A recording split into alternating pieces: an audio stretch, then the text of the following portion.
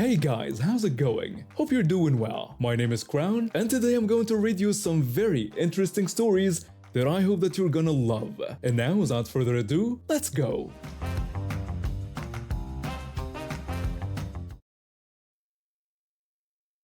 I've been living in this neighborhood for about 5 years when everything went sideways. My place isn't anything fancy, just a small 2-bedroom with a decent backyard where I like to grow tomatoes and work on little projects when I need a break from staring at my computer screen. The neighbors were always friendly, the kind of people who'd wave when you drove by or chat for a few minutes if you ran into them at the mailbox. Then she moved in next door. I first noticed the moving truck on a Saturday morning. I was planning to spend the day organizing my garage, but I figured I'd introduce myself once things settled down. By evening, I walked over with a plate of cookies my sister had dropped off the day before. That's when I met her for the first time. She answered the door, looked me up and down like I was trying to sell her something, took the cookies without a word of thanks, and closed the door in my face. I stood there for a second, confused, but figured maybe she was just exhausted from the move. Over the next few weeks, things got weirder. She'd glare at me whenever I was outside. She complained to the homeowners association about my trash cans being visible from the street, even though everyone else's were too. She accused me of letting my cat use her garden as a litter box, which was impossible since I don't have a cat. I tried to be understanding, thinking maybe she was going through something, but she made it clear she had it out for me. Then came the day with the garden hose. I was in my backyard trying to patch up a leak so I could water my tomato plants. It was a peaceful afternoon, or at least it was, until I heard footsteps behind me. I turned around and saw Karen standing at the fence, arms crossed, looking like she'd caught me committing a crime. She demanded to know what I was doing. I turned around and greeted her, explaining that I was just trying to fix the leak in my hose. She shot back with an accusation, asking if I thought I could just do whatever I wanted around here. I was confused and told her I was simply trying to keep my yard nice. She told me not to play dumb with her because she knew what I was up to. I stood up completely baffled. I asked her what she meant because I genuinely had no idea what she was talking about. That's when she dropped the bomb. She claimed she had heard from a neighbor that I had an illegal switchblade in my house. My jaw nearly hit the ground. A switchblade? I didn't even own a pocket knife, let alone anything illegal. I told her I had no idea what she was talking about and that I didn't have any switchblades. She scoffed at me and told me not to act innocent with her. She insisted that a neighbor had seen it with their own eyes and that she was calling the police. Before I could say another word, she pulled out her phone and dialed. I watched when she spoke to the dispatcher, claiming she'd witnessed me with an illegal weapon. I tried to interject to tell her this was insane, but she just raised her hand to silence me like I was a misbehaving child. I begged her to wait a minute and told her again that I didn't have any switchblades. I said she must be mistaken. She replied coldly that she didn't make mistakes and that the police would sort it out. 10 minutes later, a patrol car pulled up. My heart was pounding. I'd never had any run-ins with the law, and now there was an officer walking toward my property because of some false accusation.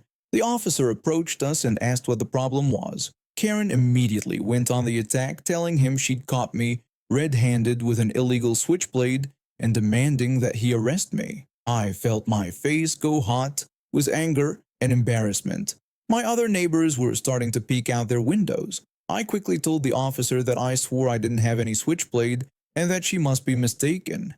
The officer turned to Karen and asked if she had any evidence to support her claim. Karen reached into her bag with a smug expression and pulled out a folded switchblade. My stomach dropped. Where did that come from? She presented it to the officer, calling it the illegal weapon. The officer asked to see it and examined it carefully, turning it over in his hands. Then he looked at me and asked if I had any proof that it wasn't mine. I insisted that I didn't even own a switchblade and that it wasn't mine. The officer then told Karen that he'd need to take her in for questioning and that they'd sort this out. Karen's face went from smug to shocked in an instant. She sputtered and asked if he was serious. The officer explained that he had to investigate thoroughly and that making false accusations was a serious offense. He put handcuffs on her right there. She protested the whole way to the patrol car, but he didn't budge. I stood there, watching it all unfold. still trying to process what had just happened. I told the officer I couldn't believe this was happening and thanked him for looking into it. He assured me not to worry and said they'd get to the bottom of it, but that I should be prepared to give my statement at the station. At the station, I explained everything that had happened. They dusted the Switchblade for fingerprints and found none of mine on it. They also discovered it had been reported stolen from a pawn shop the week before. When they ran her background, they found she had a history of filing false reports in her previous neighborhood. After checking everything, the officer told me it seemed I'd been telling the truth. He confirmed that my fingerprints weren't on the weapon and that it likely wasn't mine. I repeated that I'd told them I had nothing to do with it.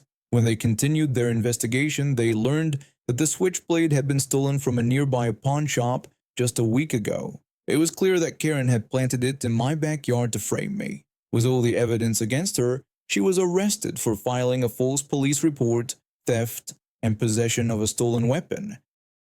The evidence was overwhelming. She was charged with filing a false police report, theft, and possession of stolen property.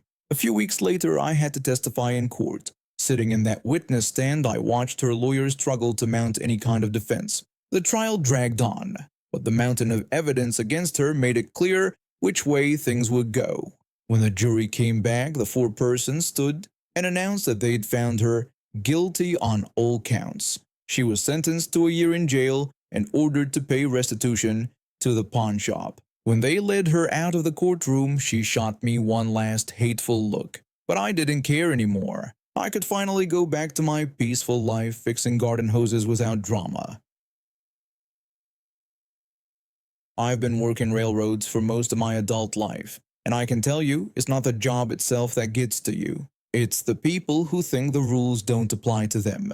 This whole mess started about 15 years back when I took a job with a small industrial railroad in my city. We serviced about 20 different industries along the docks, moving freight cars in and out every night. The route from our yard to the docks included this 1-mile stretch of street trackage that ran straight down the middle of a narrow street. On one side you had the river, on the other a whole row of bars that stayed open late into the night. Because of city regulations, we could only run trains down that street between certain hours, usually from 11 at night until about 5 in the morning. Made sense, I suppose, since fewer cars would be around. But the bars being open meant we still had to deal with plenty of foot traffic and vehicles. The regulations also required us to keep the locomotive on the front of the movement and crawl along at walking pace. Safety first, they said. I didn't mind. What I did mind were the people who couldn't be bothered to read the signs posted everywhere warning not to park too close to the tracks. Every single night, without fail, I'd have to stop at least 2 or 3 times to get someone to move their car. They'd park too close, and there just wasn't enough clearance for the train to pass safely. It was annoying, sure, but most people were apologetic when I tracked them down. They'd hustle out, move their vehicle, and that would be that. But then there was this one guy who made my life miserable for months. About halfway down the street, right in front of his bar, he'd park his truck at an angle instead of parallel like everyone else. Now, there were angle parking spaces further down where the rails weren't in the road, but he couldn't be bothered to use those. Nope. He'd just pull his truck in at whatever angle he felt like, right across the tracks, and call it a day. Every single night, I'd have to stop the train, walk into his bar, and ask him to move it. And every single time he'd take his sweet time about it. 30 minutes was quick for him. Usually it was closer to an hour before he'd finally drag himself outside. All the while, I'm losing time. I need to get my work done. We had a tight window to operate in, and his attitude was eating into it. This went on for months. I tried being polite, I tried being firm, nothing changed. I'd had enough. I decided I was going to have his truck towed. I called for a tow truck, and I waited and waited. An hour passed and nobody showed up. When I got someone on the phone, they hemmed and hawed before admitting that they wouldn't touch his truck. Turns out this guy had some connection with the city government. Maybe he worked for them, or maybe he had a friend in the mayor's office. Either way, nobody would tow his vehicle. When he came out to move it that night, he had the nerve to flip me off when he drove away. That was it. I was done. I decided right then that if the opportunity presented itself, I was going to teach this guy a lesson he wouldn't forget. A couple days later, I got my chance. I was heading down the street with 6 heavy cars loaded with machinery bound for the docks. These weren't light loads. We're talking serious weight here. When I came around the curve and approached his usual parking spot, I saw it. His truck parked at that same stupid angle, blocking the tracks. I made my decision in about half a second. I gently applied the independent brakes on the locomotive. Not enough to stop us quickly, just enough to start slowing us down. With the weight we were carrying, it would take a while to come to a complete stop anyway. I waited until the very last possible moment. Then I laid on the horn and slammed on the full brakes. The train screeched and groaned when the brakes grabbed, but momentum is a powerful thing. There was this loud thunk followed by the sound of metal tearing and screeching. The train punted his truck right out of the way, ripping the bed clean off in the process. By this time, a crowd had gathered outside the bar. They'd heard the horn and the commotion. I stayed in the cab and called dispatch right away. I told them I had struck a parked vehicle on the street trackage and that we needed police and a tow truck at my location. Dispatch confirmed and said they'd get everyone rolling. Meanwhile, outside, I could hear the owner absolutely losing his mind. He was screaming so loud, I could hear him over the sound of the locomotive. He yelled that I was going to jail and that he was going to sue my company into the ground. He kept asking if anyone knew who he was. I locked the cab doors and waited for the police. When they arrived, they started taking statements. I explained everything. I told them I had been having issues with this vehicle being improperly parked for months now. Every night, same spot, same problem. I explained that tonight I was carrying heavy machinery, and by the time I realized he was parked there again, I couldn't stop in time. With the weight I was pulling, slamming on the brakes, too hard could have caused a derailment or damaged the cargo. I made it clear that the only reason I hit his truck was because it was illegally parked in the first place. I also mentioned that I had warned him before that something like this could happen. The officer nodded and wrote everything down. Then he went to talk to the owner, who was still hopping around like a madman, yelling at anyone who would listen. The owner insisted that I had done this on purpose and that I had been harassing him for months. He demanded that I be arrested. The officer looked at where the truck had been parked, looked at the signs posted along the street, and shook his head. He told the owner that his vehicle was illegally parked and that he was obstructing the passage of a train, which was a violation. The officer said he would have to write him a citation. The owner asked what the officer meant by writing him a ticket and called the whole situation ridiculous.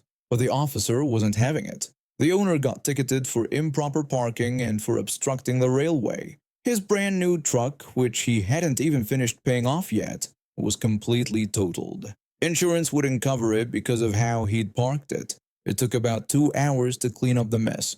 Per company policy, I was suspended for a week pending an investigation, but honestly, it was worth every second. When I came back, I never had another problem with that guy. His parking was perfect from that point forward. I work in the floral department and honestly, I love it most days. There's something satisfying about arranging flowers and making people's special occasions a little brighter. My uniform is simple but distinctive. A red polo shirt with our company name embroidered in white on the chest, black dress pants, and black shoes. It's comfortable enough for long shifts, and after 2 years, I barely think about it anymore. Last night was one of those exhausting shifts that just drains everything out of you. I'd worked 9 straight hours, and because it was homecoming season, the floral department was slammed. I spent the entire day wrapping flowers, making corsages, boutonnieres, and coordinating arrangements for what felt like every high school kid in town. My hands were sore, my feet were killing me, and all I wanted was to go home, eat something, and collapse on my couch. I clocked out, got in my car, and was halfway home when I realized I'd completely forgotten to grab groceries before leaving work. I groaned, debating whether to turn around and go back, but honestly, the thought of walking back into that store after the day I'd had was too much. Then I remembered there was a Walmart on the way to my apartment. I only needed 2 things, bread for French toast in the morning and a gallon of milk. Quick in and out, I told myself. I pulled into the Walmart parking lot still wearing my work uniform because I hadn't bothered to change. Why would I? I was just grabbing 2 items. Inside, I made my way to the bakery section. I stood there for a few minutes, staring at the bread options, trying to decide which kind would make the best French toast. My brain was foggy from exhaustion, and I was having trouble making even this simple decision. Then I felt it, a tap on my shoulder, followed by an extremely heavy, dramatic sigh. I turned around and immediately knew I was in trouble. Standing before me was the living embodiment of every entitled customer story I'd ever heard. She had the haircut, that specific angled bob that somehow manages to defy both gravity and reason. Her makeup was caked on, and her expression radiated pure irritation.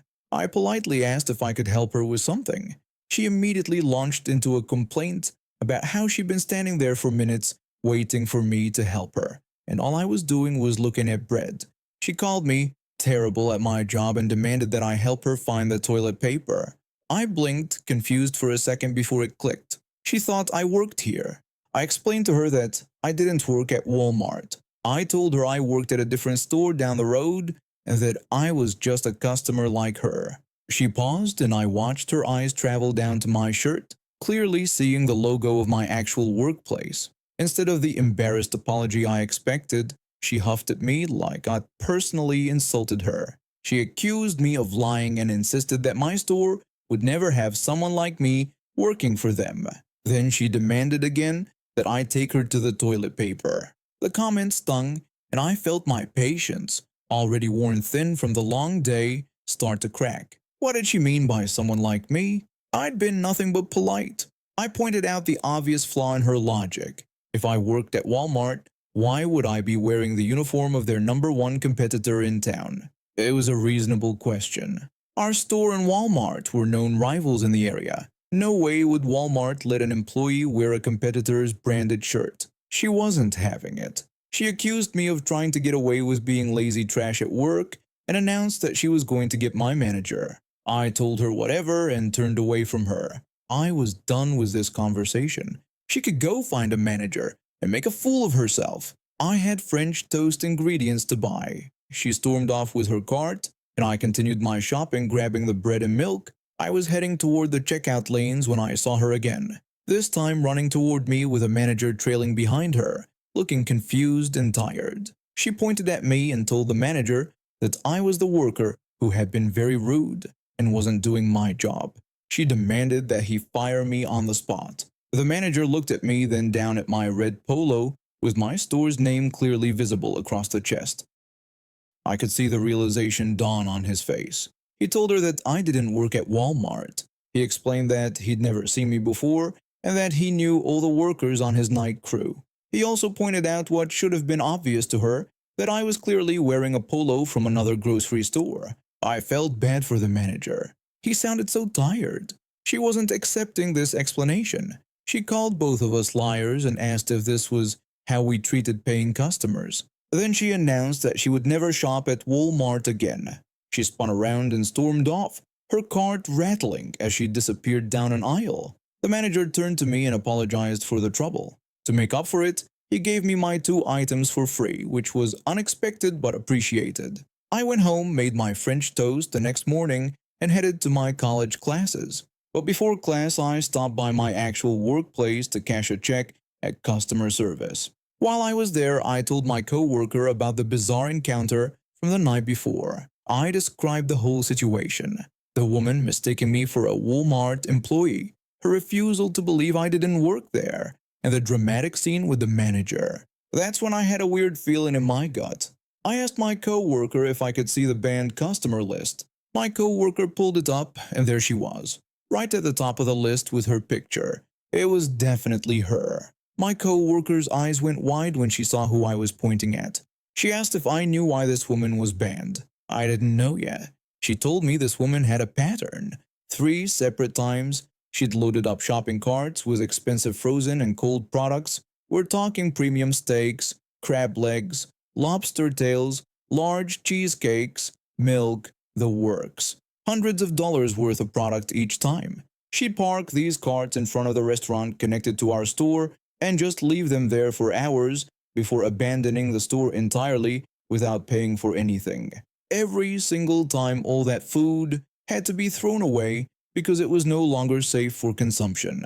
After the third incident, management banned her permanently from the premises. The irony wasn't lost on me. She'd been so sure that my store would never have someone like me working there, yet she was literally banned from shopping there herself.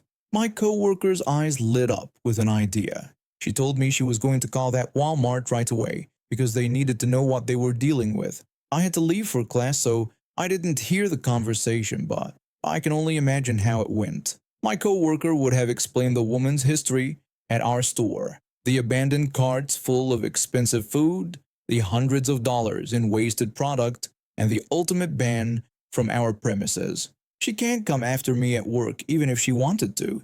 She's legally prohibited from entering the store. And after my co-worker's phone call, I'm guessing her shopping options just got a whole lot more limited. She probably walked out of Walmart that night thinking she'd won some kind of victory by announcing she'd never shop there again. Little did she know that the decision was about to be made for her, just like it had been at my store. And now we have reached the end of today's stories. Thank you for watching, and see you next time.